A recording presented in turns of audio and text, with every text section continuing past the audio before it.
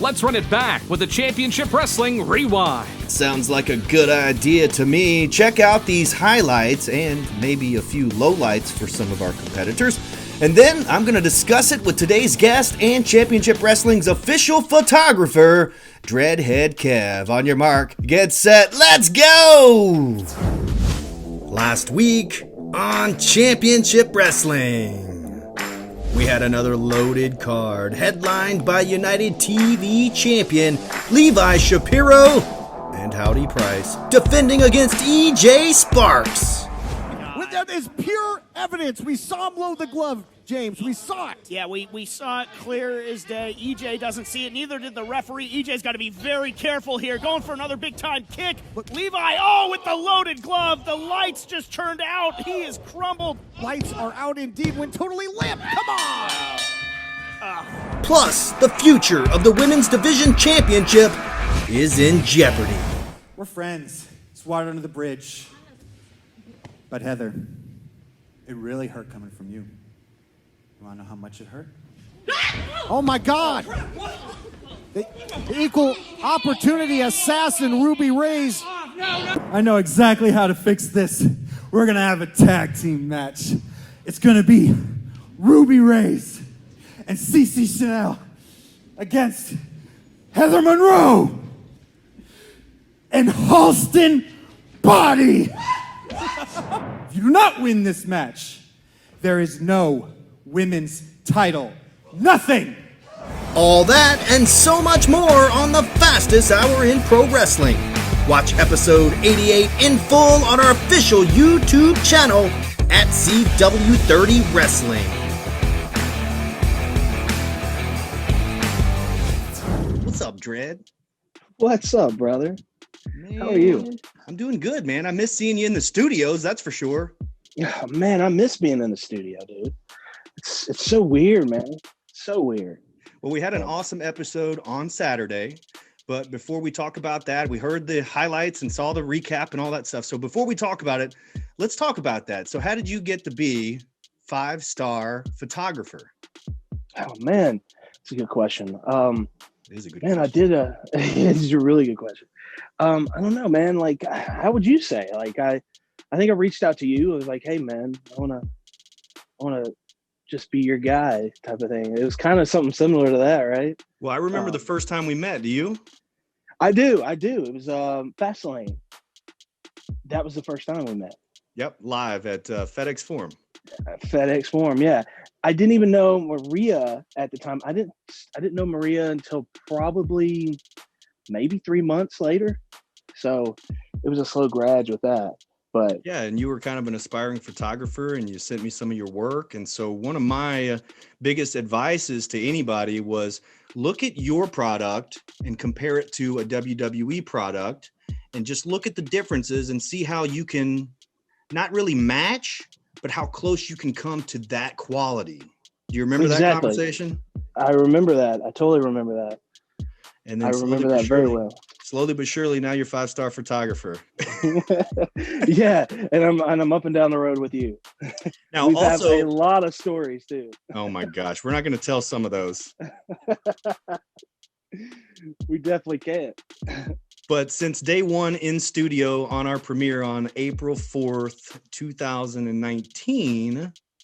It seems longer than that. I know it seems longer than that, but ever since day one, you're in the studio with us each and every time. Now with COVID hitting and us not being in the studio, that's changed things a little bit, but it'll come back. It'll come back. But you were in the studio just about every single time that we recorded. So all the pictures that you see that are of me or my Maria in studio, they come from Dreadhead Kev. So there's a long relationship going on right there and a long partnership, brother. And I really appreciate that.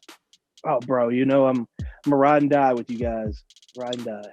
But I want you to be totally impartial when we talk about the show today, because we had a good one. I thought it was, gosh, action-packed and loaded. And it kicked right off with a guy that I know you love, Ray Rosas. Oh, man.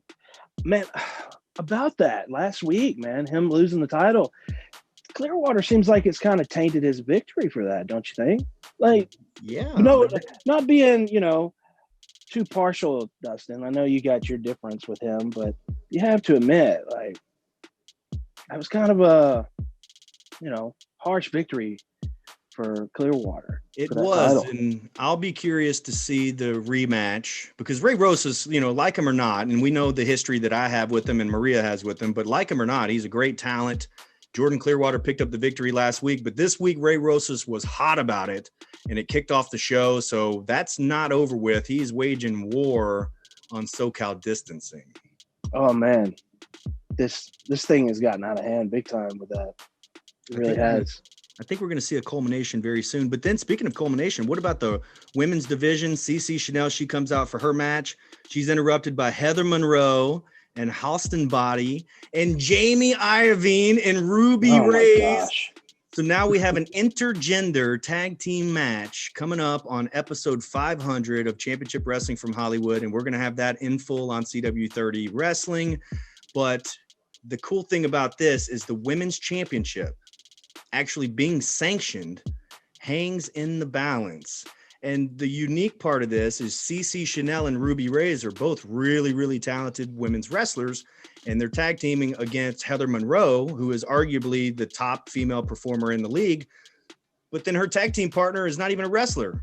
It's Halston Body. No, he's not.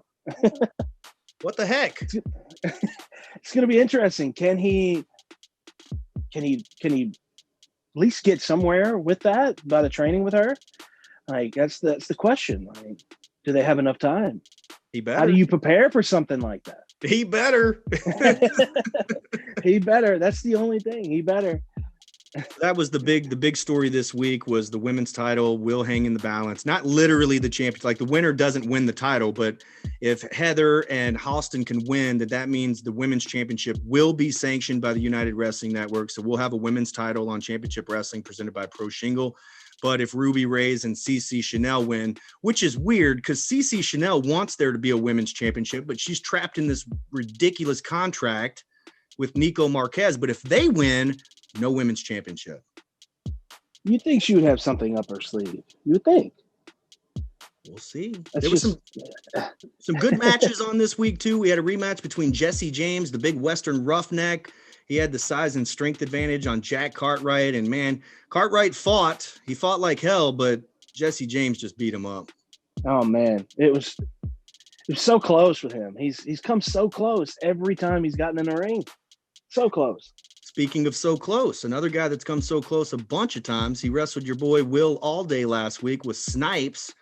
This week, he picks up his first victory, and some call it an upset victory, over the king of the concrete jungle, Slice Boogie. I like both of these guys, and I was really happy to see Snipes come out on top. Oh, yeah. Like, dude, he went right for the ankle, man. And then he of course, that was the perfect timing. I mean, I don't think it was an upset. I think he just capitalized on an injury. He definitely did. But then afterwards, the bodega. So Danny Oh, Limelight man. and Papo Esco. Don't mess with Papo, man. He'll slap you around. But those guys seem to be recruiting and offering some protection to Slice Boogie. So there's a trio in the making. And then also the neon phenomenon, Anthony Idol. He went up against Cam, who Cam Cole is now going by just one name, Cam, which we met out here at the Spooktacular on Halloween night in Memphis. And I will say, Great showing. Yeah, Cam is pretty good at karaoke. I will say that. Man, he's just really good in the ring. Cam is really good in the ring. We saw him at the Halloween Spectacular, and oh my gosh, him and Will Allday, it had to be the hands down best match. I think. I think you might be right. It was a really good match. I think it was very good. Like, now I don't know about the whole like come to the ring like he does, but it may be a little bit of a yeah. I don't know about all that. I think the big mistake mistake you there think was that would slow him down, right? Blowing the smoke in Anthony Idol's face is probably not a good way to start the match. Absolutely not. Absolutely not. Anthony Idol picks up the victory in that, and then we had our big United TV title main event. Levi Shapiro, the champ, with Howdy Price. Howdy! Howdy! Defended against EJ Sparks. EJ Sparks is a former 3-time Arizona State champion, and I think we should have a new United TV champion, but that's not how it went down. Man, I think if Howdy wasn't out there, we would definitely have a new champion. I really believe that. Levi would have tapped out, right? Absolutely. Howdy was right there where the ropes were, and he gave that extra nudge to help him get out. So I think we would have had a new champion if Howdy wasn't there. The loaded glove made all the difference too. Howdy Price being involved with that. Next week is absolutely loaded too. But what was the best part of this week? Was there a worst part of this week? What's the most intriguing thing? Give me your thoughts on episode 88. Man, I really don't think it was a solid show. I'd have to say Anthony Idol. Man, he always comes out there and puts on a show. Like, that big guy can move. I've never seen a big guy like him move for his size. It is impressive.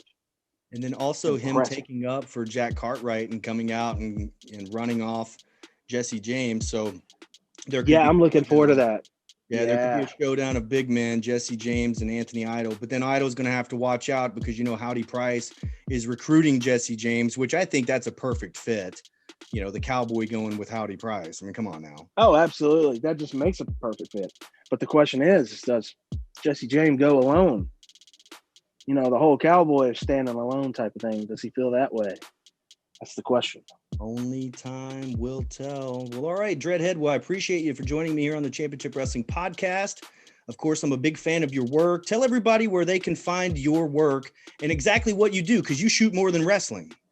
Oh yeah, I do concerts, man. It's been a year now since I haven't done anything because of the COVID thing. So, but yeah, I used to do concerts. Did a lot of stuff at Graceland, stuff like that. But you can find me at Dreadhead Kev 22 on Twitter and Instagram, and I have a Facebook, but I've been kind of slow at putting stuff on there, but I'm working on it. And you're being a little bit modest. Tell us a couple of the bands that you've shot, because I think that's very important. Oh my gosh. There's a list. There's a huge list. I've shot for Nia Strauss. She is the guitarist for Alice Cooper. Mm-hmm. I've shot for my favorite band, Seether. That was last year.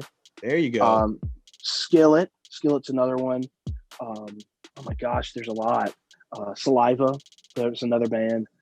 The list goes on. I mean to put you on the spot, but it's one thing to say that I shoot concerts, and it's another thing to say that I shot concerts with Saliva and Skillet and Seether, which is your favorite band. I know that was a bucket list for you, but you've shot a lot of really good stuff, and we appreciate all the work that you've done for Championship Wrestling as well. Well, I have to say, my favorite wrestling show, and Dustin, you may remember this, is the Bill Street Brawl that we did with Dana White. Dana White looking for a fight. Yeah, that was my favorite one. It hasn't been topped yet. A quick story that a lot of people probably don't know is when we were putting that match together, if you go and watch it on YouTube, you'll see some of the behind the scenes stuff. But I was excited to get in the ring with Matt Serra.